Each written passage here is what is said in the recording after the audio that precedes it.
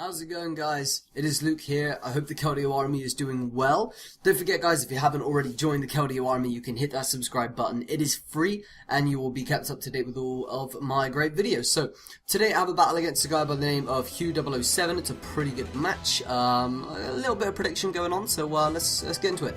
So he's going to lead with the Deoxys defense. I hope to lead with my Sizzle, predicting that obviously. I'm just going to go straight for the U-turn because obviously it's going to be stab and it's choice banded, so massive damage on that defense Deoxys right there. So I'm going to U-turn out on that, go straight out into my T-Tar. Two reasons, mainly because there's a slight chance, depending on what he's going to bring in, I can get up rocks, and also the Sandstorm is going to be able to knock him out at the end of the turn, so I don't have to worry about that. So he's going to bring this Terrakion here. I switched to Gliscor. I knew the switch was obvious, but it's a great way to find out what kind of player I'm facing, seeing a Stone Edge will only do a maximum of about 60% if he's banded. As you can see, he does go for the Stone Edge, predicting my switch. So from here on out, I know that I've basically got to move up to the next gear in this battle. So now I'm going to switch out to my T-Tar. A bit of a weird switch out considering he has the Rotom, but I decided to double out anyway. Two reasons, mainly because I know that he has nothing on his team to basically stop my Stealth Rocks, so I can just come in here, set up my Stealth Rocks. He decides to switch the Rotom back out into Terrakion, which is fine. Now, right here, I wasn't sure if I should stay in predicting the Stone Edge for him predicting my Gliscor again, or whether I should switch into it. But seeing as he predicted right last time, I'm going to predict him to predict me to over-predict. So what I end up doing is switch that into my Gliscor, thinking that he's going to predict me to stay in, expecting his Stone Edge. But in actual fact, I get it right. I switch into my Gliscor and he does opt to go for the safer close combat, playing the mind games there. So definitely worked out for me. So he's going to switch out now and go out into his Gengar. There's really nothing that I can do at this point, so I just decide to Aerial Ace. I was actually expecting the Rotom switch, but you know, Gengar works too.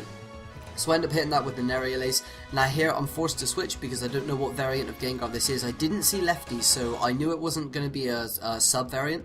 So I end up going out into my Sizzle here as he ends up just going for Shadow Ball, I believe, being stabbed and whatnot. And there it does show that he's Life Orb, but I didn't quite see it until after he T-bolted me. So he does go for the Thunderbolt there, and there I do see the Life Orb. So now what I want to do is, you can see how much HP he's at. I decide to go into Rotom and then make a quick double switch back out into my T-Tar, because I know Rotom's going to force him to go for the Stab Shadow Ball, which he does end up doing, so that's great. T-Tar takes minimal damage, and also the Gengar is going to be knocked out by Life Orb Recoil and the Sandstorm, so that little play there worked out really well for me. Keeps a lot of my Pokemon healthy.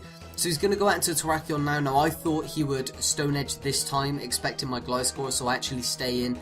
And as you can see, he ends up taking me out with the close combat, which is unfortunate, but that's the risk you take when you play the prediction game. Obviously, risk versus reward right there, and definitely I didn't get the reward, so that kind of sucks.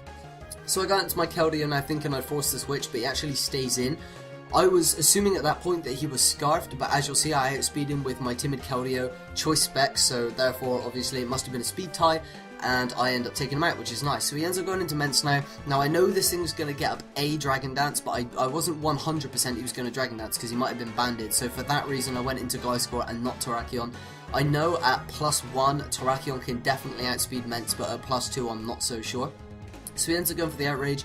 I end up taking that. I did swap out Ice Fang for Aerial Ace on this Gliscor for a few reasons, which actually does work out, but not in this situation, as you'll see. He ends up taking up my Gliscor. He gets the +1 Moxie, which I'm not even worried about though, because I've got my Terrakion. So I bring in my Terrakion, Choice Scarf, obviously jolly, I can outspeed this thing for days. So I bring that in, hit it with a Stone Edge, thankfully I don't miss. I'm able to take that threat out right there and then, which is good. So now he's going to switch out into his Heatran, which is, you know, obviously what he was going to do, is really no other option. He could have gone into Rotom, but Heatran certainly forces my switch.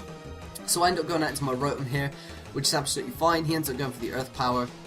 And at this point, he knows that I'm just going to predict his switch to Rotom, go for the Volt switch, switch into Keldeo, lock myself into Hydro Pump, and that'll be the game. So he ends up running right here, but pretty good game, Huh007, nice little prediction games going on there, always nice to see that. If you guys haven't already done so, don't forget to subscribe to the Keldeo army. Once again, please guys, if you could leave a comment, that'd mean the world to me, and thank you guys for the massive support you've been showing me. So I will catch you guys for tomorrow's upload.